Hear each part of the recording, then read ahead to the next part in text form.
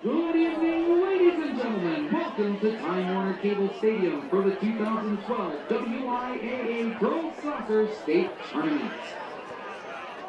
Our final game of the day is a Division I quarterfinal featuring the Neenah Rockets and the Grafton Blackhawks. Ladies and gentlemen, at this time, let's meet our two teams. First, introducing the non-starters for Neenah. Number 2, Liz Uihlein. Number 6, Amy Rotten. Number 7, Hannah Evanson. Wearing number 10, Sarah Lang. And that is a number change from your program, 10, Sarah Lang. 13, Bree Zaring. 15, Chelsea Meyer. 18, Patty Caston. And 23, Hannah Merle. Introducing the non-starters for Grafton. 0, Megan Otto. Number 3, Simone Wright. Number 11, Taylor Arnold. Number 13, Zoe Bauer. Number 14, Jessie Bader. Number 15, Abby Freeland. Number 16, Corey Jansen. Number 20, Elena Destrat. Number 21, Amanda Lorgy. Number 22, Sarah Kaur. And number 23, Amanda Ritonia. And now let's meet tonight's starting lineups. First, for the Neenah Rockets. Junior defender, number 3, Kendra Bombinski. Senior defender, number 4, Devin Barr. Junior forward, number 9, Liz Darko. Junior forward, number 11, Emily Scare. Sophomore midfield, number 12, Mallory Washington. Sophomore midfield, number 14, Molly McInnes. Sophomore defender, number 16, Allie Vandenberg. Sophomore defender, number 17, Leah Harris. Sophomore midfield, number 20, Riley England. Junior midfield, number 21, Maddie Wanamaker. And starting in goal, junior number 1, Brooke Hiltonen. The head coach of the Neenah Rockets is Jeff Zarin. Now introducing the starting lineup for the Grafton Blackhawks. Senior forward, number 4, Carly Bakersfield. Senior midfield, number 5, Gabby Keister.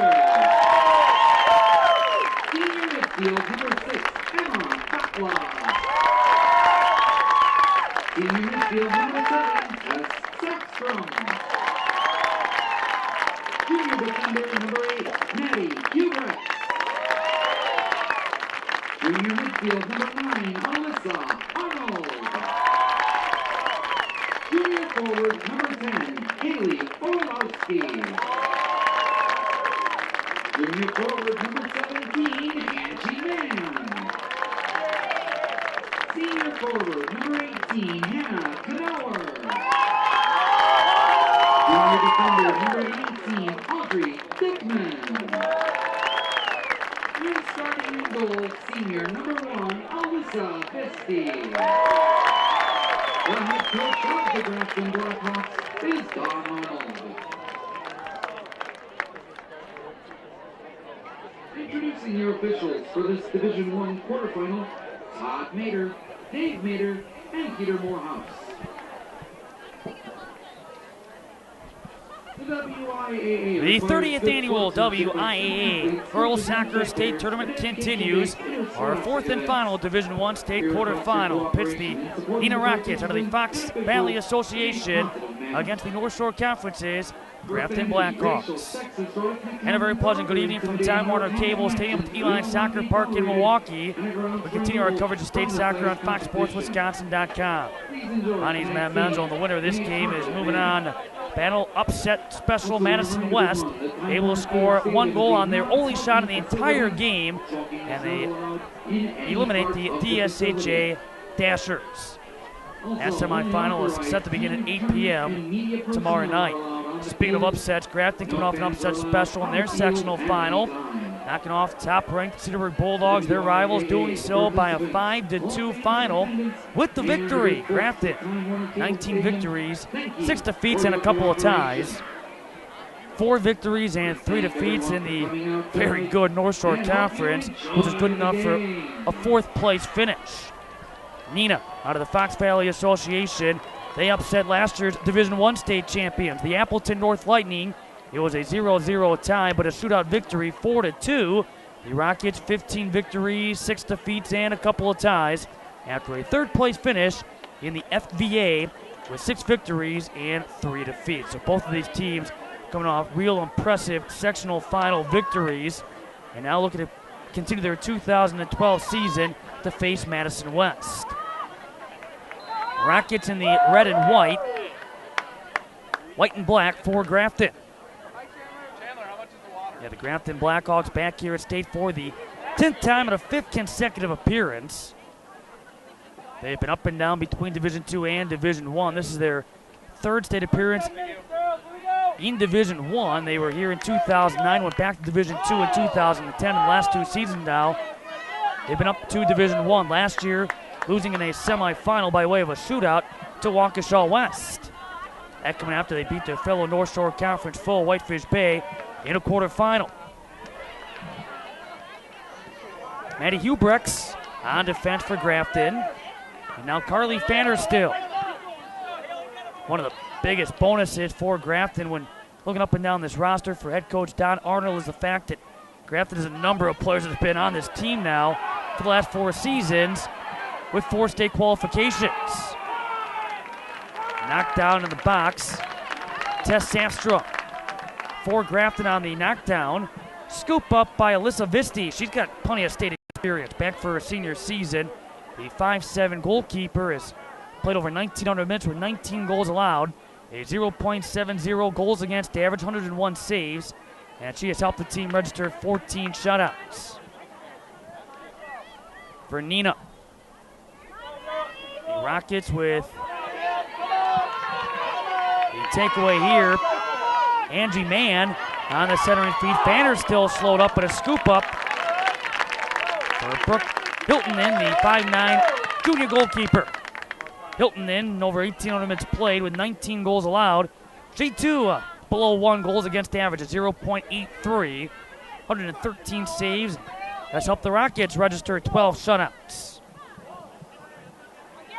For Neenah, Emily Scare, a junior at forward. Now for Grafton, a spill on the outside. Throwing coming up, and for Grafton, they've been a team to be reckoned with here down the stretch. They come into the postseason, came into the playoffs with wins over Hamilton, Hartford, Menominee Falls, and the Bulldogs of Cedarburg. Winning their final 8 consecutive games that they had lost a regular season game against the Kimberly Papermakers 3-0. Kimberly finishing number 10 in the final D1 state rankings. But I'll tell you, Grafton already hit with an obstacle coming into the season. Their top offensive weapon from a year ago, Hannah Eichler, decided not to play soccer this season. Hannah Eichler, who was an all-state and first-team all-conference selection a year ago, decided to forgo her final soccer season to focus on basketball, where next year she'll be playing for Kevin Borseth and the Green Bay Phoenix, and will be tag teaming along with her sister, Sarah Eichler, on the basketball team, trying to help Green Bay back to the NCAA tournament. And so that was the first obstacle Grafton faced coming into this 2012 season, on top of the fact competing in what has been dubbed and was dubbed coming in the toughest conference this year in the North Shore Conference. When looking at the final D1 state rankings, you had 3 teams out of the 8 in the North Shore Conference finishing in the top 5, with Cedarburg number 1, Germantown number 4, and Whitefish Bay finishing number 5. Fans, if I could have your attention, please. With Mary Beth's score, please For report Neenah, to the concession stand underneath Liz the press Darko. box. Mary Beth's score, please report And now Mallory to the Washington. concession area underneath the press box. Thank you. Washington looks upfield, but it was sent out, being pestered by Haley Orlowski. With a quick throw in over to Molly McGillis, a sophomore in the midfield. Back along the near side with Angie Mann. Stays in on the centering feed. That was knocked away by Leah Paris. Sophomore on defense for Neenah. Rockets back for their 14th state appearance, at second most among WIAA members. State champions back in 1990, which had knocked off Monona Grove, but back here for the first time since 2010 when Harry Kelderman, the longtime boys soccer coach in Neenah, taking over in the springtime for one season as they were in between full-time head coaches, and he was able to bring them all the way here, and that team would lose to Verona in a state semifinal 3-2. The Wildcats went on to win the D1 state championship that year. Prior to last year, when Appleton North was able to bring home the D1 state championship, that was the first time that a school from somewhere other than Milwaukee or Madison brought home the championship since Neenah in 1990. Heck of a ride with Kendra Babinski. Babinski, 5'3" on defense. It was knocked up and over by Visti, and a corner kick here for the Rockets. Neenah, again, it's sent away. Sporting one of the captain's bands for the Blackhawks. There defensively of Emma Fatla, who was dropped on back. Same thing for Tess Safstrom. Second straight corner kick for the Rockets. Bringing back toward the ball was Hubricks. Headed back out, and Neenah nearly taken away from behind by Fannerstill. Also right there is Paris for the Rockets. Fannerstill. Gonna blow by on this near side, getting around Washington. And now playing back is Orlowski. Knocked down by Devin Barr. Fannerstill nearly taking it right back for Grafton. And instead for the Rockets, you have Riley England, a 5'7" sophomore midfielder. Knocked down now was Hannah Knauer, and foul going against the Blackhawks. So they get set up downfield defensively in front of Alyssa Visti. See what Kendra Babinski does this time around after giving that ball quite a ride the first time on a free kick, in which Visti had to knock it up over the crossbar, and that eventually would set up back-to-back corner kicks for Neenah. Looking outside. Unable to get a clean on it was Emily Scare, the closest Rocket. She comes in, tops of the team. 17 goals, 7 assists, 41 points. One of 7 players for the Rockets with 10-plus points this season. It's a battle of a couple of unranked teams. In fact, everybody that finished in the top 10 in Division I, all eliminated from postseason play. Only had 2 teams that qualified for state that finished in the top 10, both eliminated today. Eau Claire Memorial, and then the most recent upset, as Madison West able to eliminate DSHA, and did so 1-0 with 1 goal and 1 shot. Their defense able to hold up with that early first half goal. DSHA had a couple of quality chances late, but nothing brewing against that very young Regents team. Back here at state for the first time since 2003, and again, they will play the winner of this game at 8 o'clock. Game 6 of 6 on semifinal Friday. Waiting back for Grafton is Gabby Keister. She too is a veteran of the state tournament field. One of the blessings the Blackhawks do in fact have, and Neenah, though, a couple of players back from that 2010 appearance.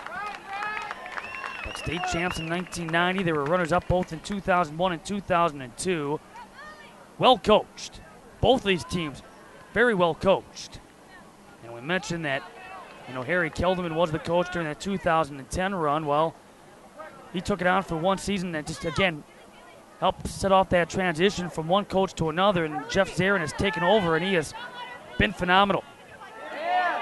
He has come out with some well-executed game plans, found a way to pull off a couple of upsets in the postseason, but again, by far the biggest, coming against Appleton North, who looked like they were destined to be here against Cedarburg in a state quarterfinal, and many felt that had that match had taken place, that would have been a championship caliber game. But instead, both get upset, and both of these teams coming through with, again, well-executed game plans. Now they're the two that are competing for a semifinal appearance. Truly think, though, based on what we saw from Appleton North earlier this season, that team had the talent and the makeup to repeat, but Rockets deciding otherwise. Ball sent out after Angie Mann coming over and got tripped up for Grafton. On the Blackhawks throw-in, you have Fanner still. Now she is back. She was one of the 1-2 combos with Hannah Eichler. And Fanner still has picked up where she has been leaving off each and every season. Right up there with 22 goals, 15 assists, to 59 points to lead the Blackhawks. But I love the attitude these players have had. Certainly disappointing not to have one of your top scorers come back because she wanted to start focusing on the road ahead to play D1 college basketball next season. But others have been able to step up and fill that void. It's a real positive attitude, even with all that's been thrown their direction. Angie Mann. And now Fanner still. Fanner still against Barr. Burst of speed on the outside in the battle number 4. Fanner still tripped up on a foul. That's going to be whistled against Devin Barr. One of the 4 seniors for the Rockets. And now Alyssa Arnold, one of the junior midfielders. In fact, both of these head coaches have daughters playing in today's game. Don with 2 of his daughters, and then Jeff Zarin with Bree Zarin, a freshman on the varsity team. Nice high ball, just dead sail wide right of Hilton, her right side. That's the left of the strike taken by Alyssa Arnold, the junior midfielder. Coming in with 7 goals, 13 assists, 27 points. Already has been a very unique and exciting start to the day. He had a shootout victory for Kenosha Tremper. They're advancing to the state tournament for the first time since 4 state tournament appearances ago in 2006. He had the Pier, even without registering a single shot in the second half, hanging out for a 1-goal victory against Waukesha West and an own goal, and then the upset with Madison West. Well, we stated it in that last broadcast. We'll say it again this one. Now, typically, you come into a state tournament, you have maybe a team that you say, okay, they should be favored based on experience, based on record, whatever the case may be. If there was a team in this year's field, it's probably DSHA. Now that they're gone, it's wide open. And again, in case it wasn't already, it's very wide open now among the current 5 teams remaining. As Aubrey Dickman sends it back on that right wing. Unable to bring it in, it was Emma Fatlaw. And the Rockets will throw it in. Neenah unbeaten their last 8 games, their last blemish. That coming against Middleton, part of a 2-game losing streak. Actually a stretch that would see them lose 3 out of 4, which included a loss against Appleton North. Lost to the Kimberly Papermakers as well. Again, a couple of teams that found themselves ranked this season.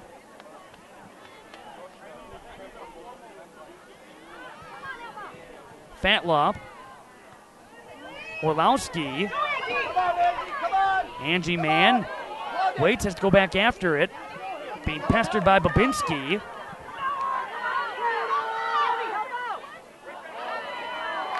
Waiting back is Angie Mann.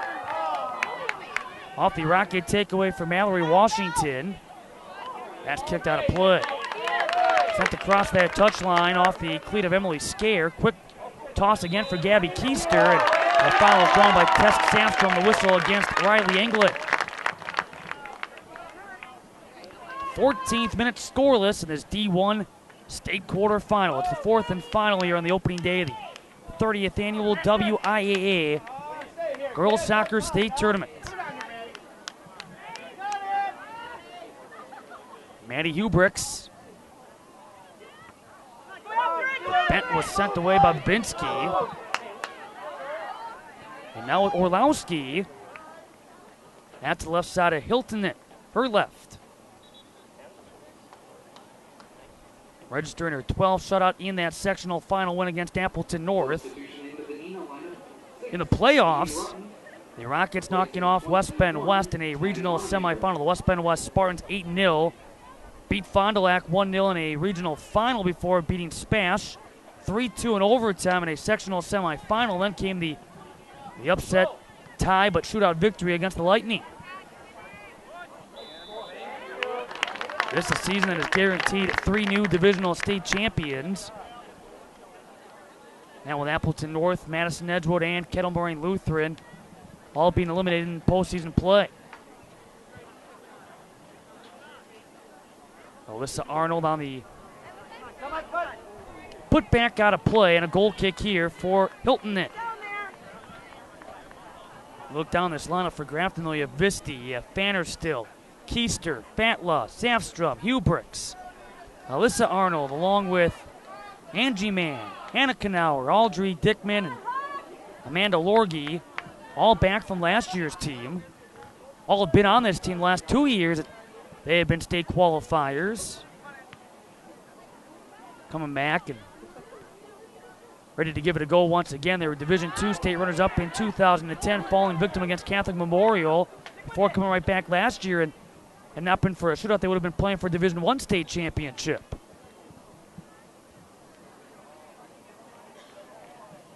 You know, and at first you sit there and you think, well, okay, you're jumping from D2 to D1 here and there, and whether or not this team can compete, certainly they have proven they belong. It helps, too, that they play in a conference that is mixed between Division I and Division II. The battle tested before the postseason even comes a calling, and this year more so than ever. There really wasn't maybe 1 or 2 opponents a gimme game in the North Shore Conference.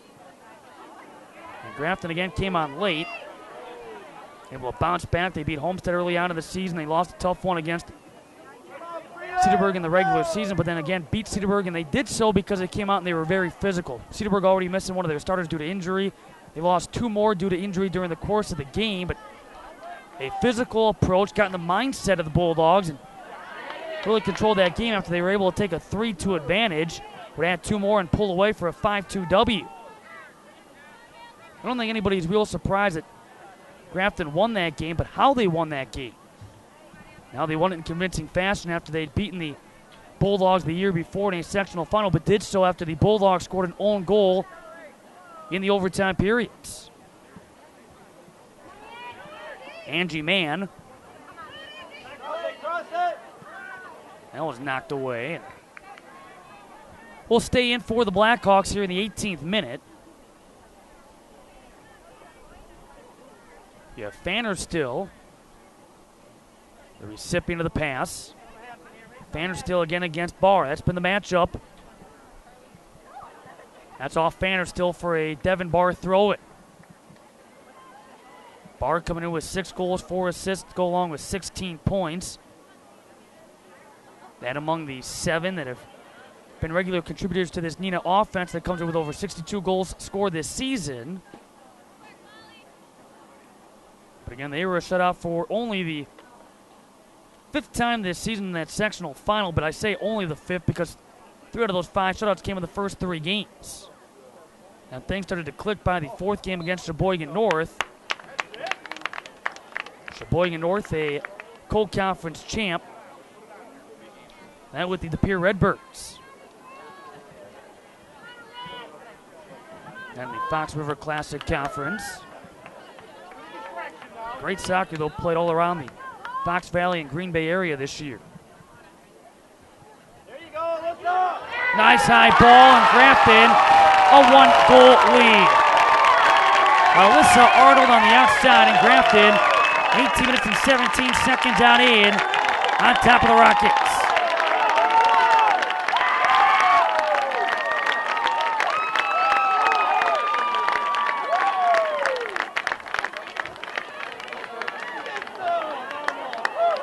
number 83 on the year for the Blackhawks. Alyssa Arnold on the free kick, picking up number 8 in the 19th minute. Came awfully close on the previous free kick. That time going high to the backside of Hilton in. Grafton up 1-0. Again, her 8th goal on the year. So the coach's daughter coming through off the free kick. Although, as Don will tell you, like so many other coaches that get the opportunity to coach a son or daughter, when you're on the soccer field, it's not dad, but it's coach. And Alyssa, one of those that has grasped that concept since day one. One hopper in front of Visti. Also during the stoppage, substitution into the Grafton lineup. Having that dividing line between what happens at home and what happens at soccer practice or during soccer games. And this game featuring both head coaches' daughters on these two teams. We've also had one earlier in the day, as Jeff Zarin's daughter, again, one of the 2 freshmen for the Rockets, making the state tournament appearance. Off the swing and miss by Tess Sandstrom. England blocked. Blocked by Angie Mann. Sandstrom got back up on the defense. And now Alyssa Visti. Visti, part of that Division II state runner-up team in 2010 against Catholic Memorial. Been between the posts over the last 4 state tournament appearances. And that's the 3rd year that Grafton has been in Division I. Throughout the last 4 years, they've been Division I affiliated after dropping back down to Division II in 2010. And a throw in here for the Rockets.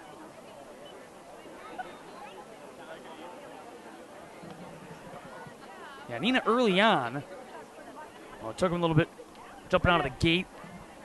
Fell behind, and first 3 games went 0-2-1, but look at the 3 non-conference opponents. You had Kenosha Tremper, a state qualifier. You had Whitefish Bay, a top 10 team all season long. And De Pere. In your first 3 games, again, the Redbirds, they've moved on to the semifinals today. Came back to win 4 consecutive, lost to Appleton East. Won 3 more consecutive, including wins against Nicolay and Brookfield Central by way of overtime. Then went 2-3 over the next 5 games, but since have been unbeaten in the last 8 games. And right now they sit behind by a goal off the free kick, and Alyssa Arnold with the difference maker for Grafton.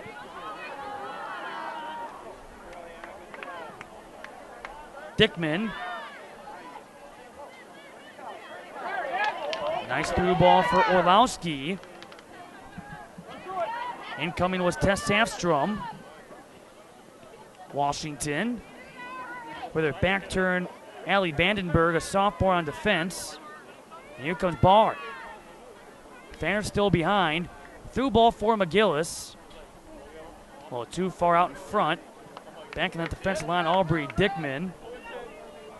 Veteran flat back forward. Audrey Dickman back there, Tess Sandstrom. At times you have Emma Fatlow who drops back, same thing with Gabby Keister, and then Maddie Hubrooks.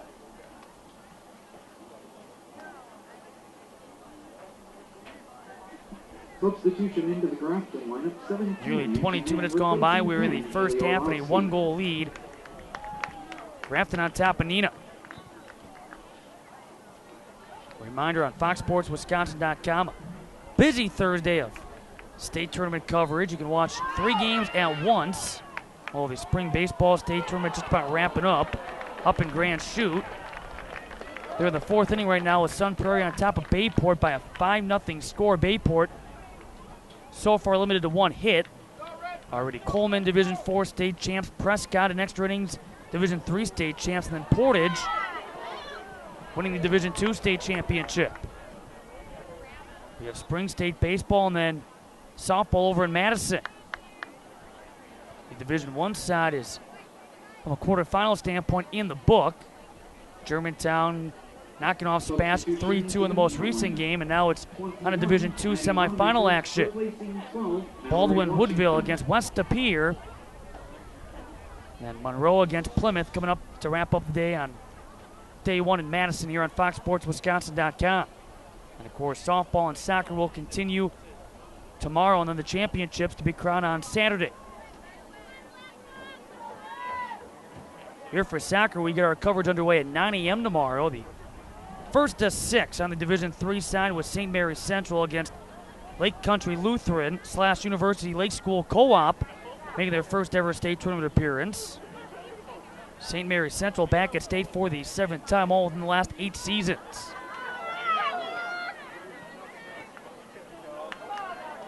Out there for Neenah is Maddie Wanamaker. Sent outside by Leah Paris. In front defensively with Emma Fatlaw. Neenah will throw it in front of their coach, their bench, Jeff Zarin over there. What is now his 2nd season. He's been able to win well over 32 games in that time. 32, 8-8, coming into this quarterfinal. Again, 6 of those 8 losses coming this season during the regular season, including 2 out of the first 3 games.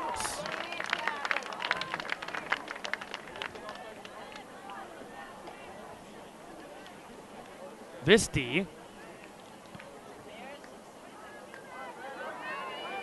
Turning around is Wanamaker.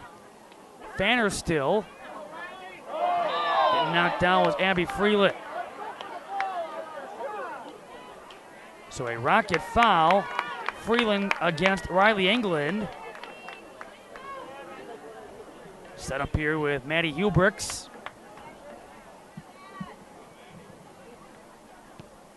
As we approach 15 minutes left here in half number 1.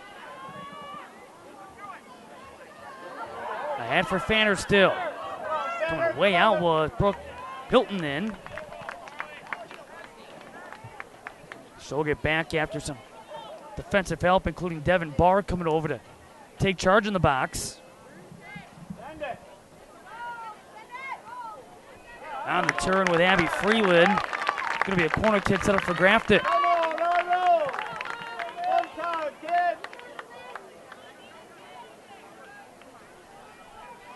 That's going to be handled again by Alyssa Arnold, who has done an outstanding job on set pieces throughout not just this season, but her Grafton career. Strong leg strength, that inward swing.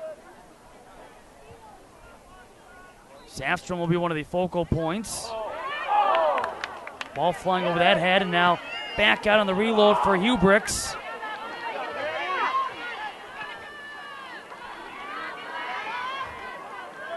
Storming back downfield, though, is Fatlaw along with Keister.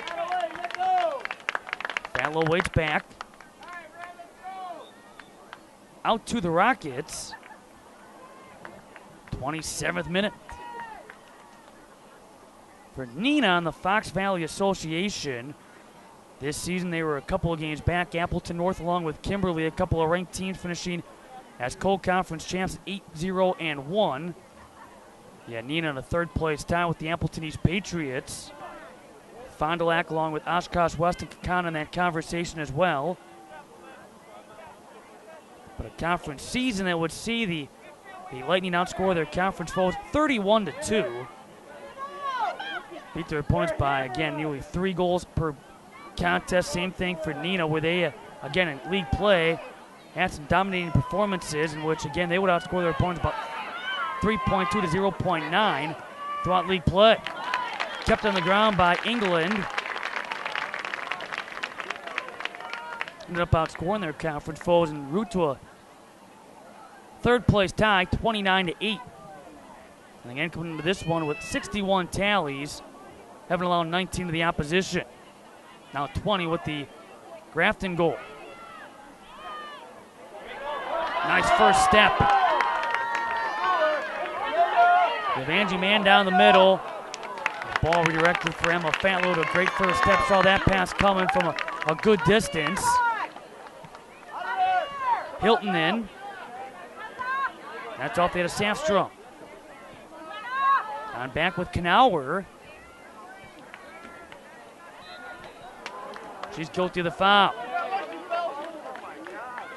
So Knauer guilty of the Grafton foul. Neenah. They will send Kendra Babinski. Had a great look earlier in this first half on a free kick that was knocked over the crossbar by Visti. Couple of short hops. Header that's out of play with Uihlein after the first head touch went Maddie Wanamaker's direction.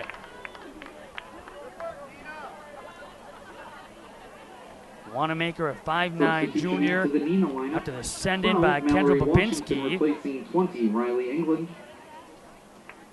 So far for Wanamaker, 2 goals, 2 assists, and 6 points.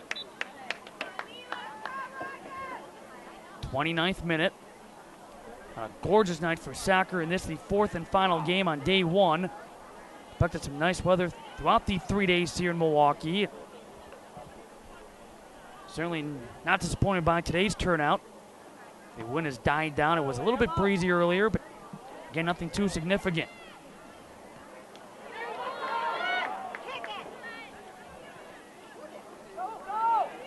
Back toward the ball, Angie Mann. Again, so far from a competitive standpoint, we've had a great day. This opening day, some well-played games on both sides. Setting up for what's going to be a very unpredictable finish on the Division I side. That strike by Paris. That was off the side of Paris's cleat. Right now with 1 assist and 1 point. As Mann somehow got flanked by a pair of Rockets, and now here's Washington. Wanamaker trying to kick it around Freeland off her cleat. Wanamaker's throw in. McGillis. Now Washington. Oncoming is Fatla. With a blast, Visti on the catch. Shot attempt by Emily Scare. Outside of her 17 goals, next best on this team is Uihlein, who's already gotten a couple of looks for the Rockets. She has scored 7 times. There's a 21-point differential between first and second of this Rockets roster.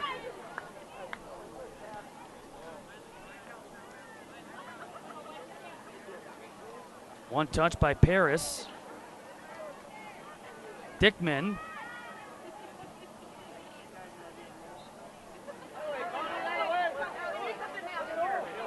And now Fanner still the through ball for Mann. Now is Fanner still looking to hook up with Angie Mann, who was cutting, but on the lead feed. Defense behind with Allie Vandenberg. Throwing here for Freeland. 32nd minute.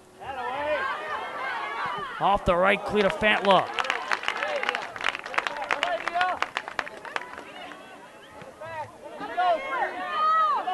Freeland.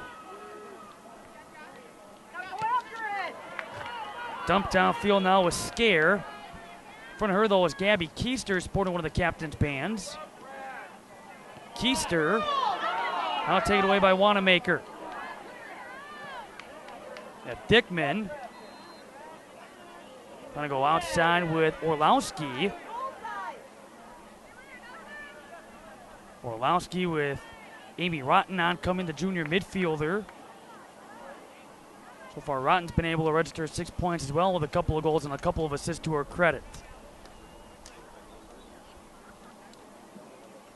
The Grafton throwing goals to Fanner still. Typically, when you try to scout Grafton or you try to come up with a game plan, that seems to be the focal point. Try to find a way to take Fanner still out of the equation. With a 2-man markup, whatever the case may be. You have Fanner still only listed at 5'5", but has been outstanding with her speed, but also her passing ability. Great field awareness. But in this case, Fanner still is Humping a little bit on her way over to the Grafton sideline.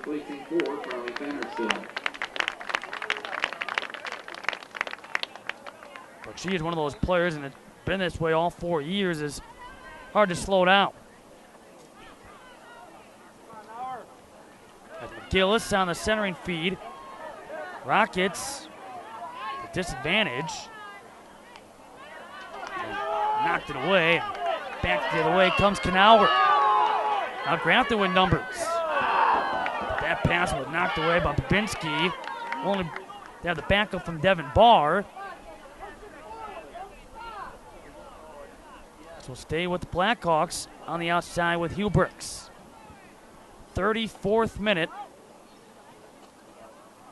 D1 state quarterfinal. It's the 30th annual WIAA Girls Soccer State Tournament from Time Warner Cable Stadium at Uihlein Soccer Park in Milwaukee, with the winner moving on to take on the Regents of Madison West. First state appearance in 9 years for Madison West. Moving to the semifinals for the first time since 2000, the last time they brought home a state championship, one of their 4 in program history.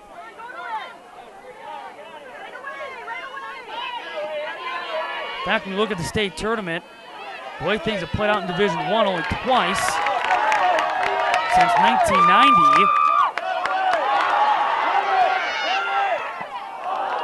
Only twice since 1990 has a team from outside of Milwaukee or Madison won the Division I state championship. One of those instances coming last year with Appleton North, and then in 1990, it was Neenah bringing home the state title. I think this year, that again could be the case. Well, we mentioned you certainly still have Tremper involved, but you have DePere. Very well could be in that title game. Certainly Madison West, and see who comes out in this one.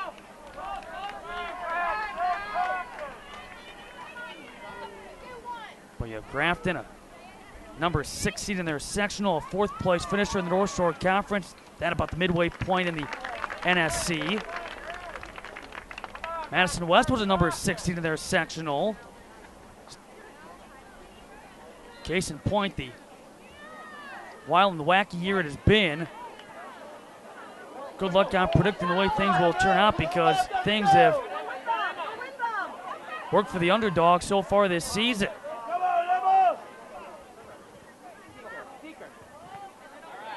I would be shocked, I guess, if it's ever happened before, that a top 10 team in the final D1 state rankings was not part of the semifinals.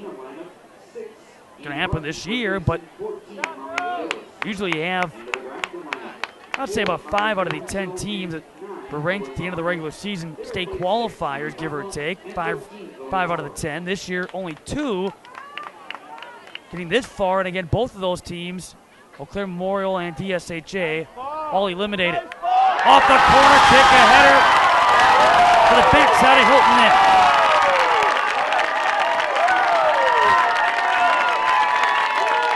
Tess Safstrom on the corner kick in the 36th minute.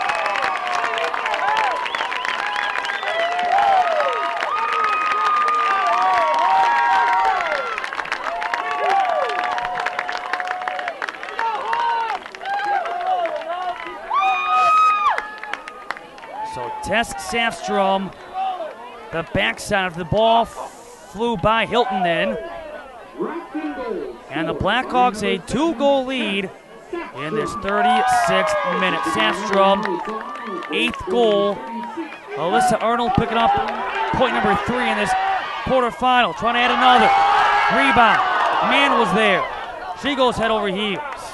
Rockets send it out of play. So Alyssa Arnold with a 3-point half.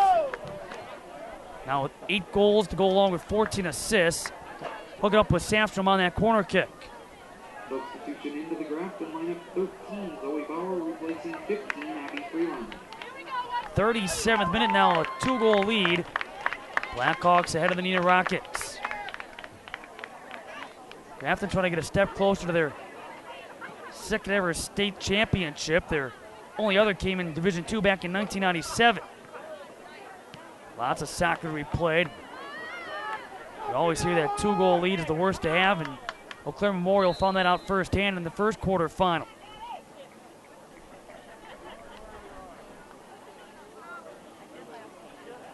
Rocket thrown from Mallory Washington. Down to 3 minutes left here in half number 1. Great turnout throughout the day. Another great crowd on hand for this nightcap. Still continuing to file in. In fact, the Grafton baseball team arriving on scene in uniform. Sent out of play by Angie Mann. Their head coach, Brian Durst. His wife, Susan, the athletic trainer at Grafton High School.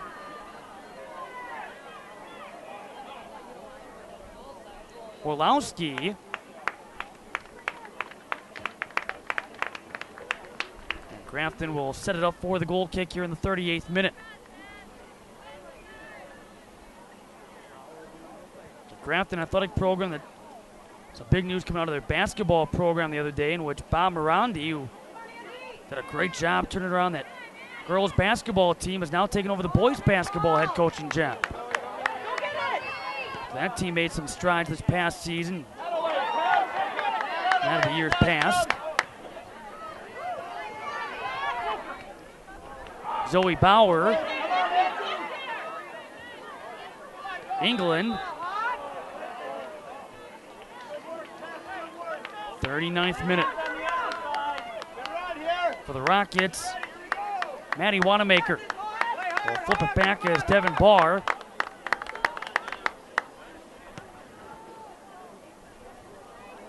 That bounced by Safstrom, but the backup with Knauer. Darko cuts back in. That deflected off of Dickman. Just over the outstretched foot of England. And now Fanner still.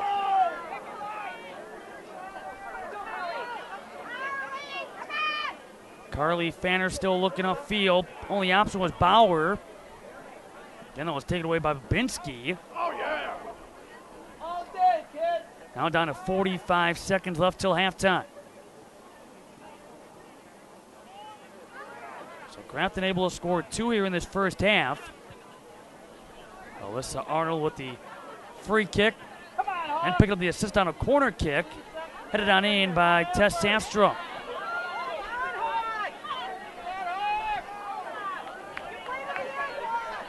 England. Throwing here for Wanamaker. Back to England. 10, 9, England in front of 8, Safstrom. 7, 6, Leaves it. 5, Strike by Rotten. 4, 3, Bounce on by and halftime upon us. Time Warner Cable Stadium, Uihlein Soccer Park in Milwaukee in this D1 state quarterfinal. 2-0. Grafton on top of Neenah. On FoxSportsWisconsin.com. And to remind you that our Time Warner Cable Stadium concession stands are open for you. It is halftime here from Time Warner Cable Stadium with Uihlein Soccer Park in Milwaukee, where right now the Grafton Blackhawks lead the Neenah Rockets 2-0 in this Division I state quarterfinal. We're moving on to battle the Madison West region, perhaps a 6th seed versus a 6th seed semifinal matchup. If this holds up, that's what it would be.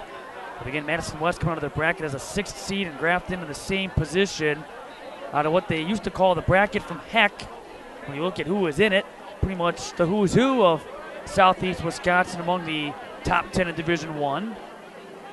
Now the bracket has changed slightly this season. They dropped the 2 Brookfield schools out and brought in Whitefish Bay and Nicolay, a couple of North Shore Conference foes for Grafton, but nonetheless, still just as difficult, especially when you factor them in Menominee Falls as one of those teams, along with Hartford, that have only gotten better over the last couple of seasons. Recapping the scoring in the opening 40 minutes. Alyssa Arnold on a free kick, 18 minutes and 17 seconds on in, putting Grafton in front 1-0 before she would assist on a corner kick. The second Blackhawk tally in the 36th minute. That was credited to Tess Sandstrom. Rockets coming back out in their red and white. Grafton coming back out in their white and black. As we get ready to play the final 40 minutes of regulation.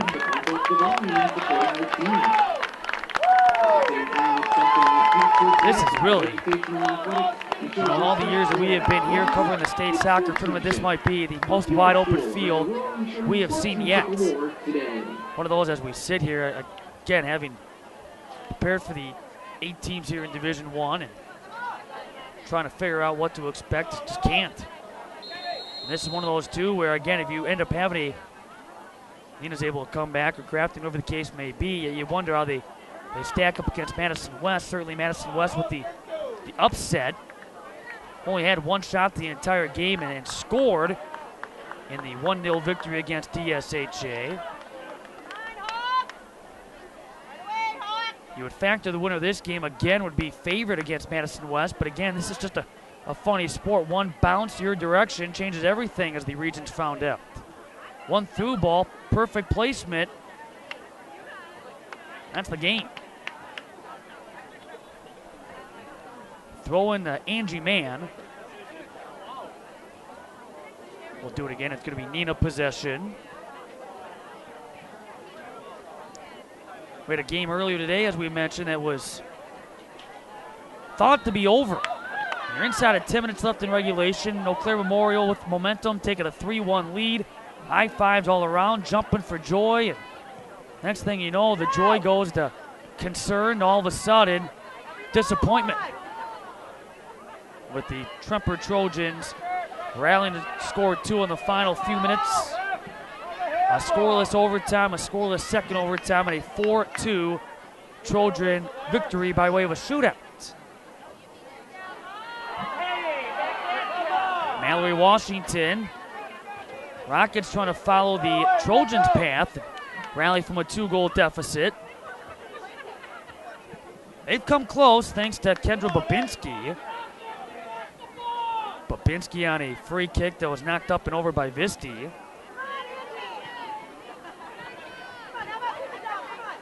Wanamaker, England, and now Babinski.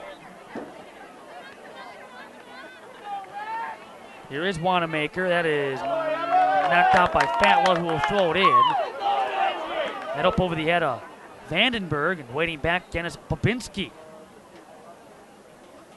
Barr. McGillis. Getting the feed right back from England. There is Knauer. And now with Washington. Washington against Orlowski. Just underway here in the second half. Glad you could join us for continuing coverage of the 30th annual WIAA Girls Soccer State Tournament. Matt Menzel on hand here from Milwaukee for Game 4 of 4. Before we are back here for not 1 but 6 games tomorrow.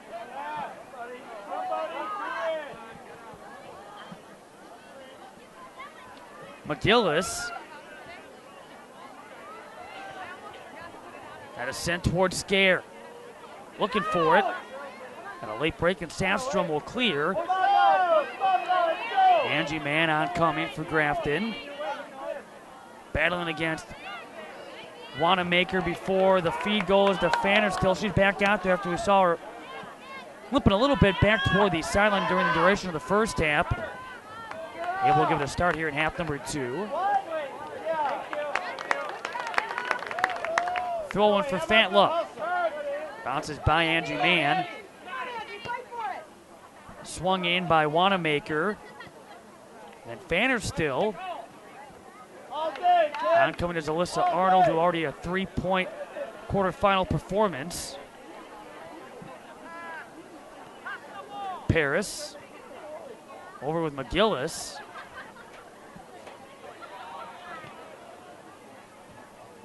Again, Grafton on that outside with Maddie Hubrechts. Trying to slow down Mallory Washington. Able to play it back to Paris. On the move by McGillis. Throwing for the Rockets. Our 6-game day gets underway at 9 a.m. as the lights begin to flicker around here at Time Warner Cable Stadium Uihlein Soccer Park. 9 a.m., 11 a.m., 1 p.m., 3 p.m., 6 p.m., and 8 p.m. Start time for all these semifinal games on Friday. Again, assuming that everything stays on schedule. Sport of soccer, you never assume.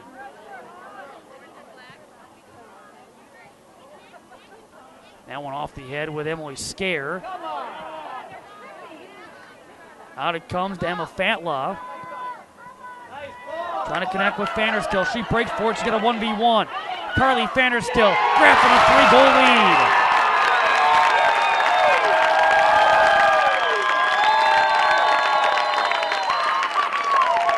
Oh, it pays to half speed. Carly Fannerstill into another gear, able to giddy up after the loose soccer ball, a 1v1. Able to beat Hilton in, and the Blackhawks now lead 3-0.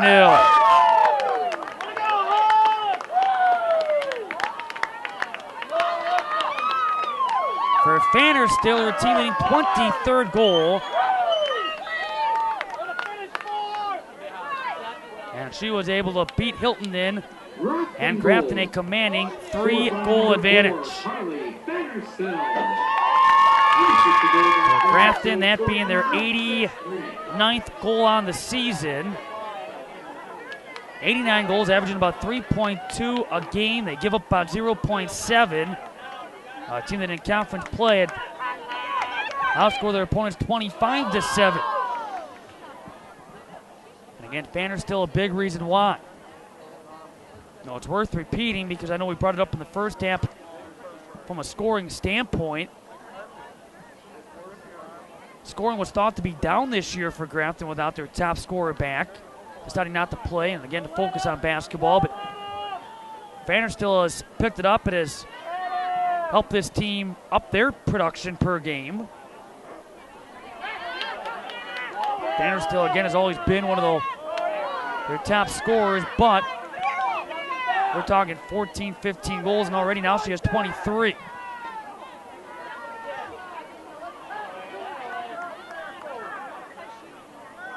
On back with Babinski. Darko. And Grafton will throw it in. Ultimately, they find themselves been around 33 minutes away from qualifying for a semifinal. Not taking anything away from Neenah, but Grafton came out. They look like a team that had been there, a team that's determined to come out and make a statement. But not look nervous. I think determined is the proper word to use when describing Grafton and their demeanor off the opening kickoff. And again, this team has been here now on 5 consecutive occasions. And many of these players, including the 9 seniors, were part of that team in 2009.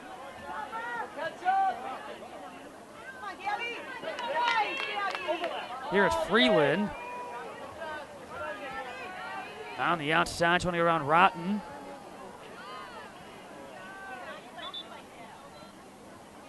And a change to be made to the Rocket 11 that we'll see Molly McGillis head back to the Rocket bench and relieved by Bree Zarin, the coach's daughter. Bree, a 5'6" freshman forward. Rotten, that was off the head of Zarin. Fannerstill oncoming.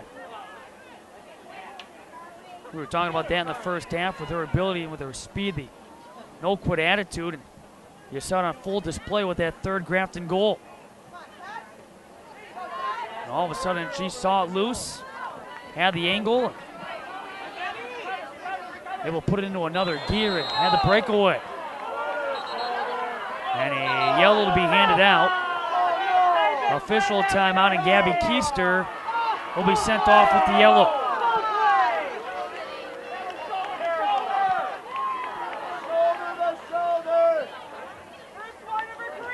So Gabby Keister will be sent off for the time being here in the 49th minute, but we'll sub in next break in the action. And Gabby Keister replaced by Fatlaw. So one captain for another.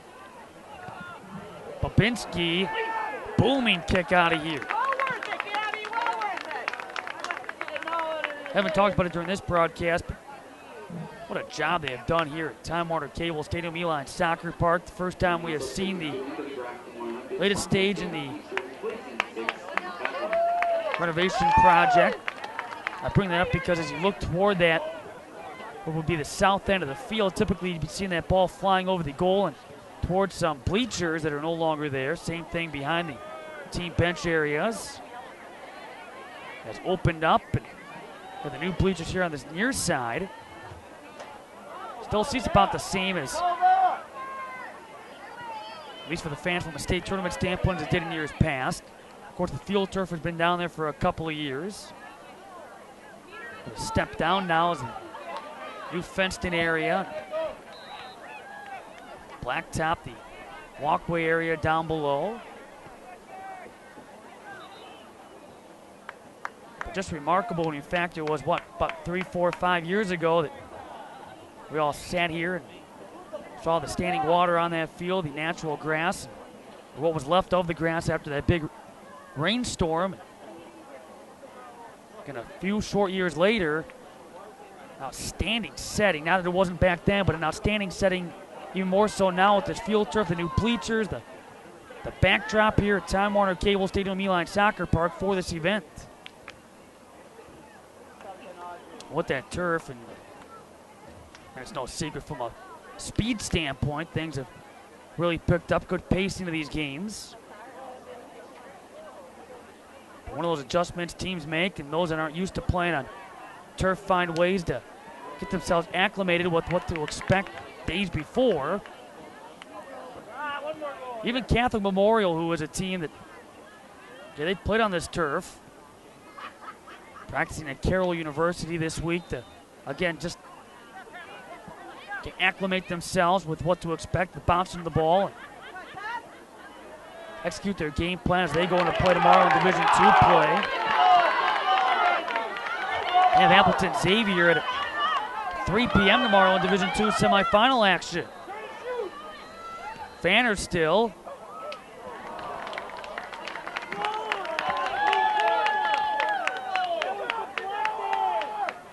Ball being set up by Uihlein.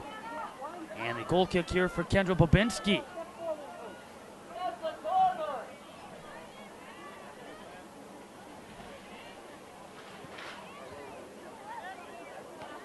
Headed on down by Sandstrom off the backside with Riley England. Looking for it is Angie Mann. Last second send away by Babinski. Knocked down by Keister.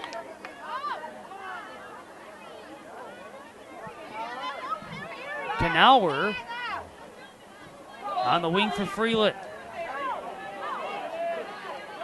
In front of Rotten. Put off a short hop, sent across by Uihlein. Well, mentioning the all 10 teams in the final D1 state rankings are gone. Now in Division II, you have 3 out of the 4 teams that are here finishing in the top 5. Same thing in D2 and D3, both in the same boat. That's Knauer taking it away. That from Liz Darko.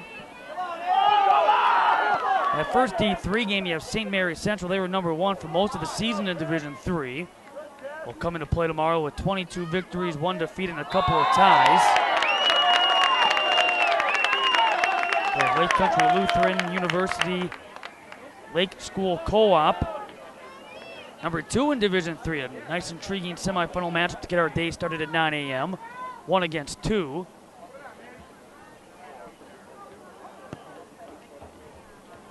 That's followed up by Oostburg, a newbie to the state tournament field, the Lady Dutch. We have an injury timeout.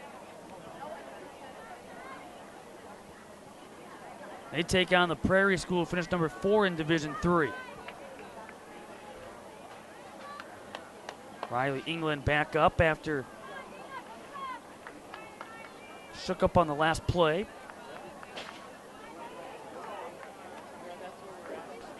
On the Division II side, Green Bay Notre Dame, a runner-up last year.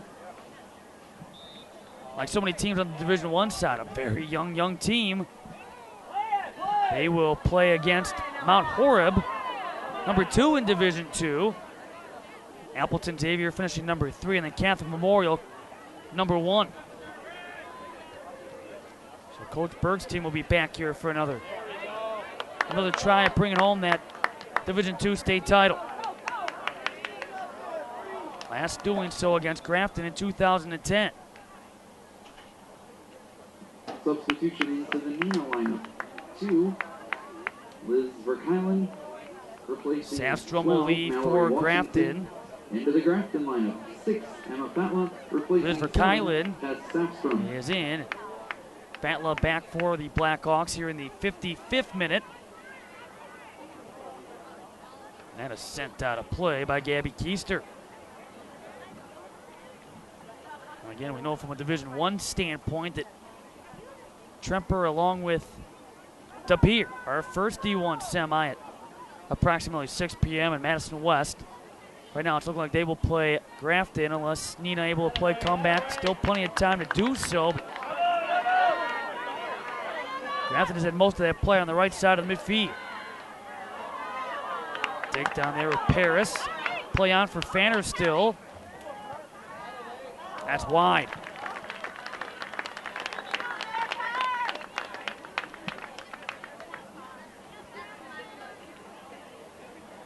And now Kendra Babinski. Substitution. Grafton going back to the bench. 12, Same thing for Neenah's Washington after a very short breather. Is back in. England is out. 13. And Grafton brings Zoe Bauer in for a second stint. Freeland. Now Keister. Freeland. The tackle sent away by Babinski. We'll stay with Grafton.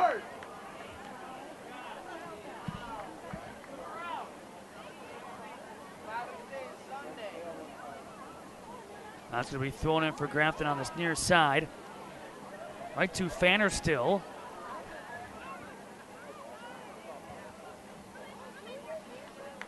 Rolling out for a throw in for Gabby Keister.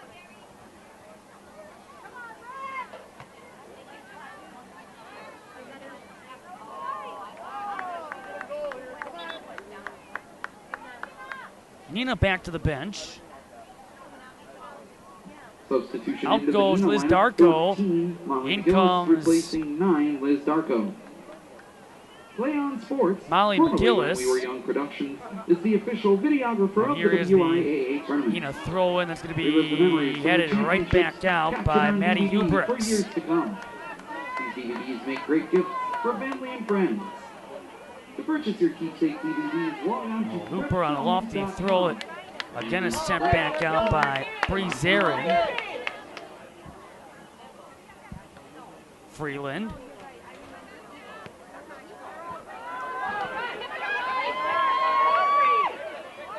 And kicked away before Bree Zarin could get a piece of it.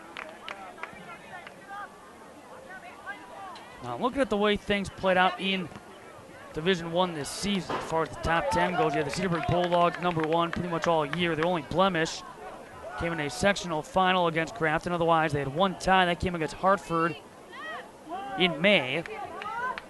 And their season in the sectional final against these Blackhawks in a physical battle, as it typically is when those two rivals go at it. Waunakee was #2, and they were eliminated by Middleton in a sectional semifinal. Blocked was Orlowski. Appleton North would lose by way of a shootout in a sectional final against Neenah. 4th-ranked Germantown. They lost against Whitefish Bay in the postseason. Whitefish Bay was a newbie to their bracket. Used to be, again, Whitefish Bay and DSHA every year to compete to qualify for state, but Whitefish Bay moved over and able to knock off the Germantown Warhawks in the postseason.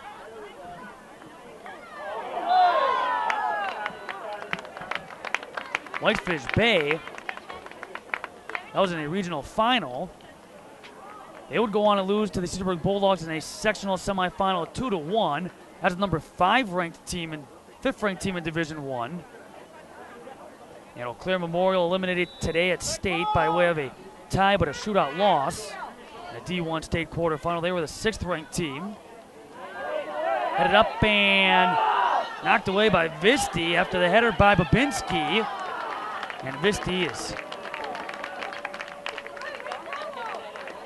Hilton in along with Babinski, and that's put back into play. And now McGillis.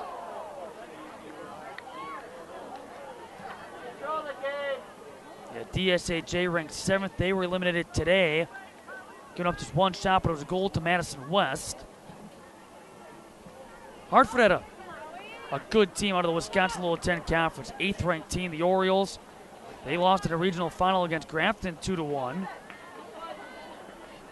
Yeah, Brookfield Central coming up on the short end against their rivals, Brookfield East. Seems like every year those two find a way to hook up in the postseason. It does not matter who has done what this season. Brookfield was a little bit down, but not in the playoffs. Beat the Lancers in the sectional semis, and then you had the Kimberly Papermakers. Kimberly finishing number 10 in the final D1 state rankings, and they saw their season come to a close against Sheboygan South. Lost against the Sheboygan South Red Wings in a sectional semi. That's how things played out for the top 10 teams in the final D1 state rankings.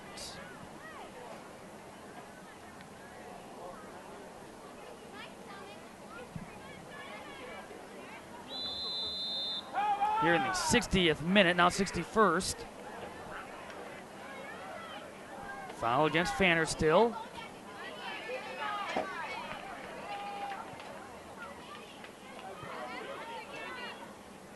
Ball headed by Scare.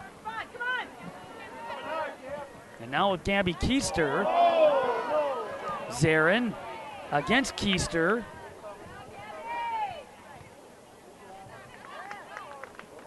And the ball pointing the route of Grafton. Made a scare a little bit.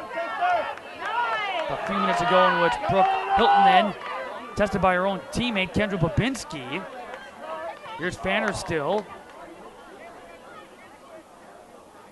Grafton able to track it down.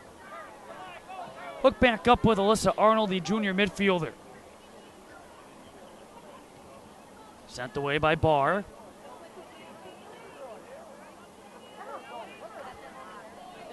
And now Bauer. That was kicked out with Allie Vandenberg on the defensive line for Coach Zarin's Rockets. Hannah Marole replacing 17, Leah Peretz. Into the Grafton lineup. Ball going to be set back up in the corner for Grafton again with Alyssa Arnold already successful on one corner kick of the game.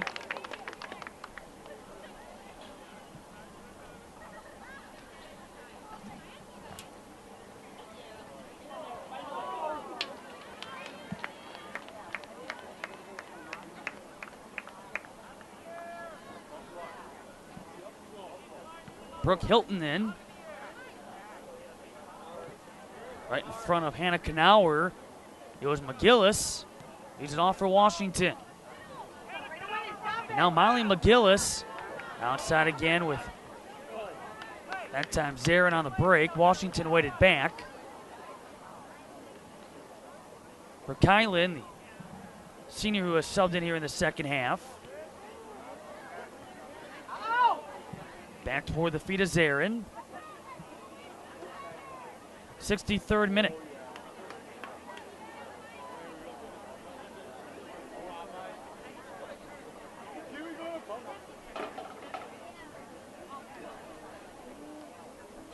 And now Grafton will toss it right back in here in the 63rd D1 state quarterfinal. Grafton able to score twice in the first half. They've added one more here in the second. Carly Fanner still with the tally in the 46th minute.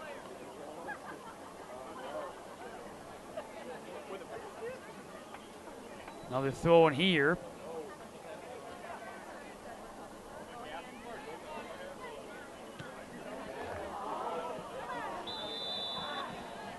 And the flag going up.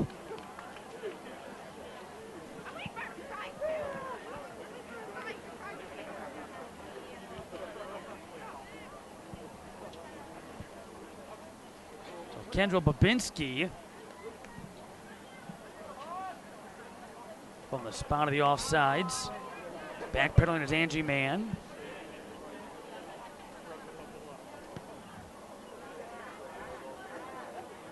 Off Keister's head. Get the feed right back, and now waiting back. Back to you have Audrey Dickman.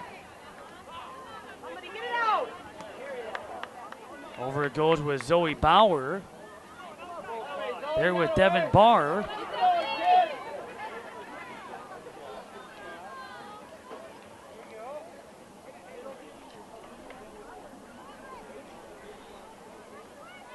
Alyssa Arnold asking for the through ball, receiving at Freeland. Looking for the angle. And getting turned around was Angie Mann. Pick up for Hilton then. Rotten. Now with Washington. Foul there against the Blackhawks, and so again it's going to be Kendra Babinski who will set it up.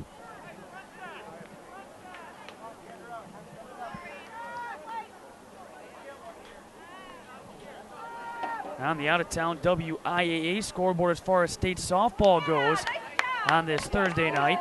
They have moved on to Madison, and right now a 7-2 ball game. 7th inning in which Baldwin Woodville on top of West Appear in Division II semifinal action. Again, you can check out the 37th annual WIAA state softball tournament from Goodman Diamond in Madison here on FoxSportsWisconsin.com. Monroe against Plymouth still to come. That was, and we'll start in approximately, give or take, a half hour as the Baldwin Woodville West Appear game nearly wrapped up.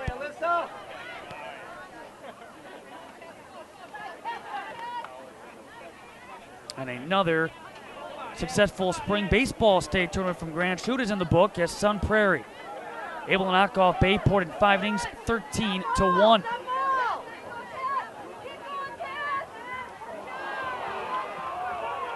Just happy for the folks up in Grand Chute that the weather cooperating this year all 3 days. Not a rain issue by any stretch of the imagination. A couple of late games, but there have been years where we have left the ballpark at 2:30 in the morning because of rain delays. Today, I should say a couple of days ago, the worst thing that happened was an extra inning game that got the crew out of there by about 12:30 this morning.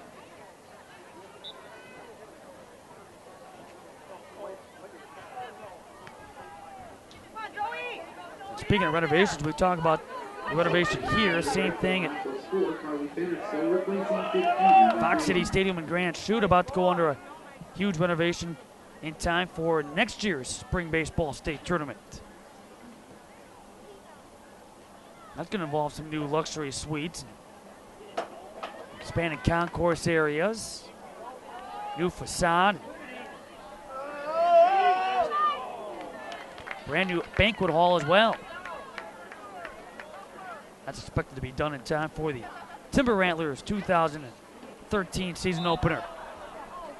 Foul against Gabby Keister.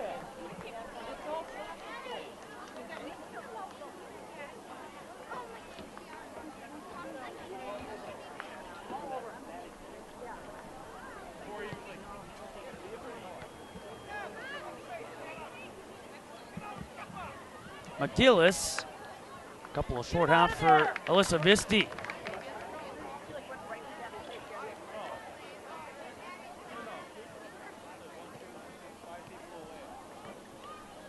Fanner still.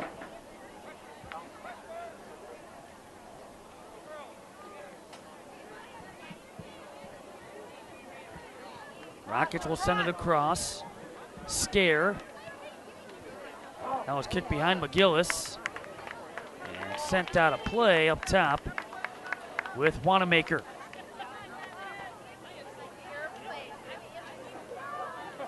Inside of 12 minutes left here in half number 2. Grafton able to take control in the 19th minute. Had an insurance goal in the 36th minute and added a third for good measure in the 46th minute. Now it's Carly Fanner still out of halftime. That's Grafton looking for their 20th victory on this season. Team that started off the year 1-1-1. A win against Plymouth, a tie against Wauwatosa West, and a loss to Cedarburg before they would beat the defending D3 state champs out of Kettle Moraine Lutheran, lose to Germantown. Really kind of the turning point in the season as the team would lose to the Warhawks, bounce back, win 4 consecutive, win 6 of their next 7 games, went unbeaten in that stretch, which included a tie against Catholic Memorial. Part of the Laura Moynihan tournament that was hosted here.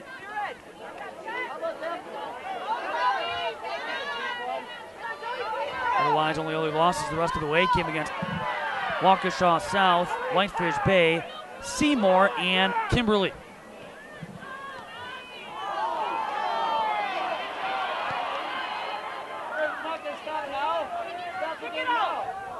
Right now, the injured Blackhawk, Angie Mann, able to get back up. But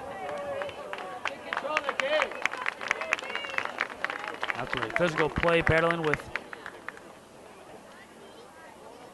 Wanamaker.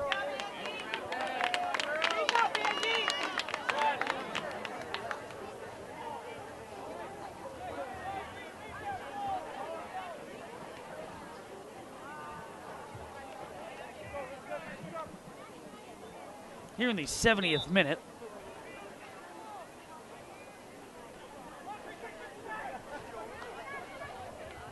That off the cleat with Wanamaker.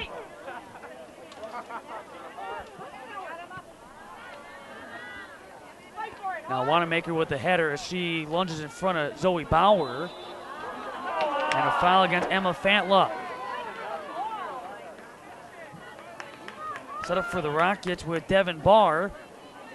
This time they lead Babinski off the free kick despite some of the chances she has created.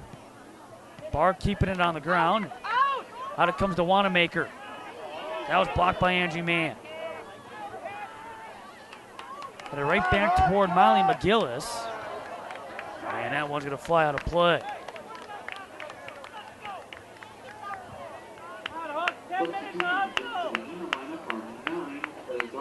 So the way things will play out in semifinal action tomorrow, and the 6 p.m. game, again, it's going to be Kenosha Tremper against De Pere.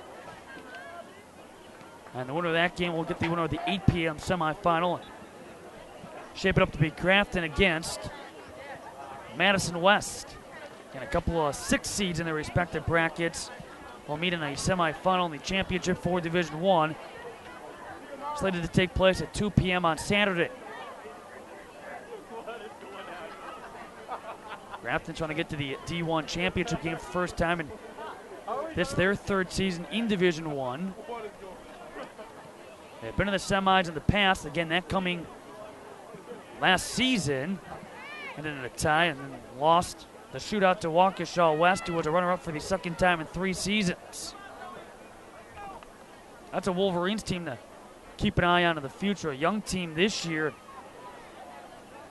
got eliminated today, and which they would lose to De Pere despite the fact they did not allow a single shot to the Redbirds in that second half. Up and down that lineup, scoring, goalkeeping, awfully young for David Zindler's team. Fanner still.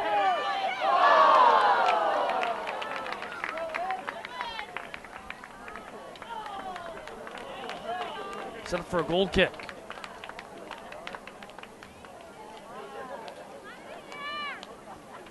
And you look at the way that Kenosha Tremper was able to play in the final, say, 10 minutes against Eau Claire Memorial. Same thing in overtime, in which, again, they possessed the ball for pretty much the entire duration of that game, if not most of the 2 overtime periods as well. And then the way that De Pere was able to play in that second half. Little possession. We'll see what adjustments are made come tomorrow. Kenosha Tremper will come into that game at 22-3-2. De Pere with their victory now 24-3.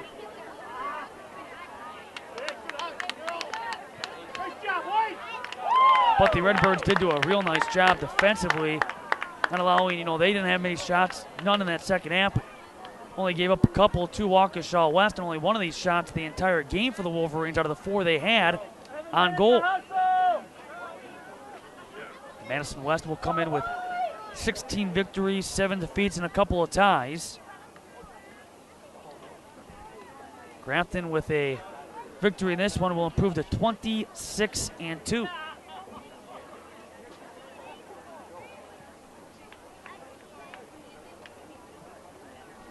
Neenah throw-in. Anna Evenson, part of the junior class. There are 4 seniors for the Rockets, perhaps seeing their soccer careers come to a close. Liz Verkylen coming in to play in the midfield here in the second half. You have Sarah Lang, Devin Barr, who's been a mainstay on that defensive line. One of the other seniors a scratch for this contest. Fanner still.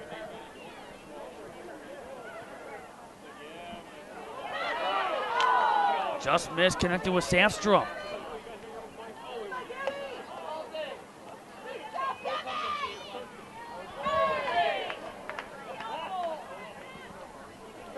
Wanamaker for the Rockets.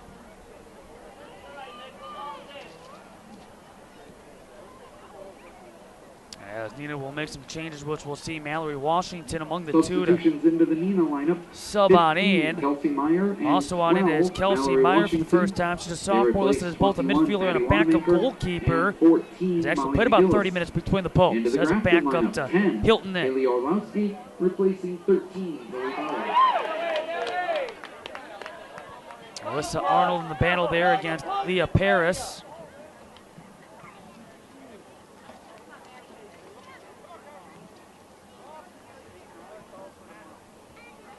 Again, it is Paris who was trying to knock it free. Sandstrom waiting back. Now the Rockets trying to face that south end of the field. Cutting back in is Liz Darko. Takeaway for Haley Orlowski. Fanner still. And again, back with Haley Orlowski, the closest attacking Blackhawk. Battling with Allie Vandenberg. About 4 minutes left here in half number 2. Only goal in this second half coming in the 46th minute.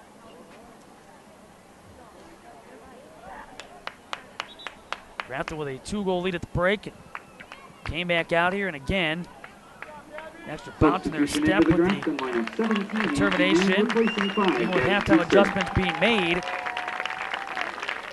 Able again to possess and then score that early goal to deflate any kind of hope that Neenah had in making those adjustments and playing comeback.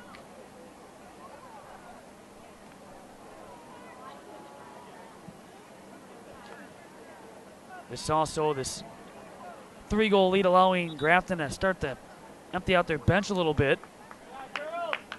Get a number of players that have contributed to the team's state qualification see some playing time.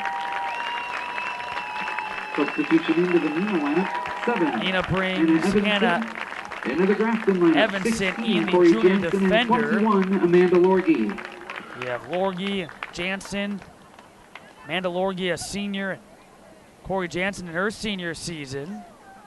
Been regular mainstays on the Grafton varsity team.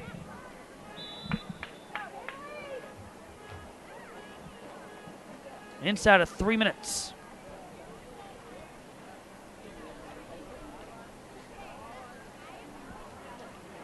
And back at it for not 1, not 2, but 6 games tomorrow. We start at 9 a.m. First game will be St. Mary's Central against Lake Country Lutheran University. Lake School, a co-op team that is here for the first time. Division III's got a couple of newbies to the field, including Oosburg, the Lady Dutch.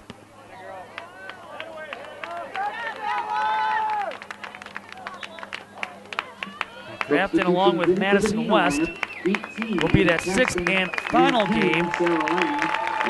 That will be at 8 o'clock. A line change being made by the Grafton Blackhawks, including Samora Wright Taylor Arnold in there. Same thing for Sarah Poor, the sophomore midfielder.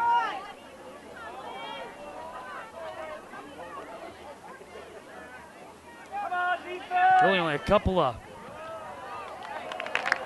players stay in for the Blackhawks, with Orlowski being one along with Visti. Otherwise, other starters are out of the game for the final 90 seconds. The team now will start to turn their attention on the Madison West Regents.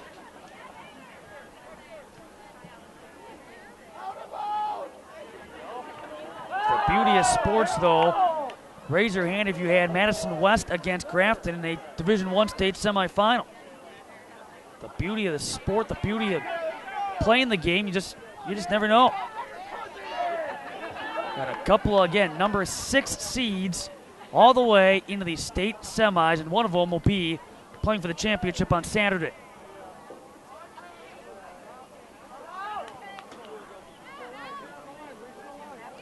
Since day one, they've been talking about the North Shore Conference being one of the best soccer conferences in the state this year. Well, Grafton will be a win away from being in that championship game, representing the North Shore Conference. Winner of that game will take on, again, the winner of Kenosha Tremper and De Pere.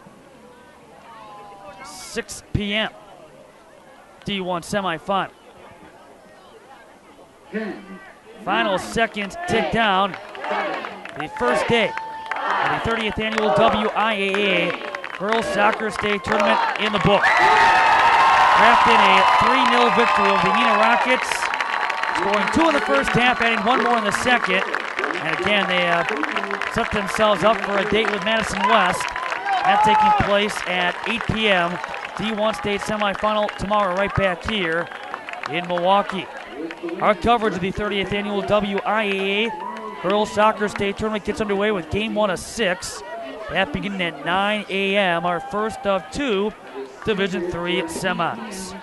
Special thanks to our entire crew behind the scenes. Matt Menzel, so long. Good night from Time Warner Cable Stadium at Uihlein Soccer Park in Milwaukee. You've been watching continuing coverage of the 30th annual WIAA Girls Soccer State Tournament on FoxSportsWisconsin.com.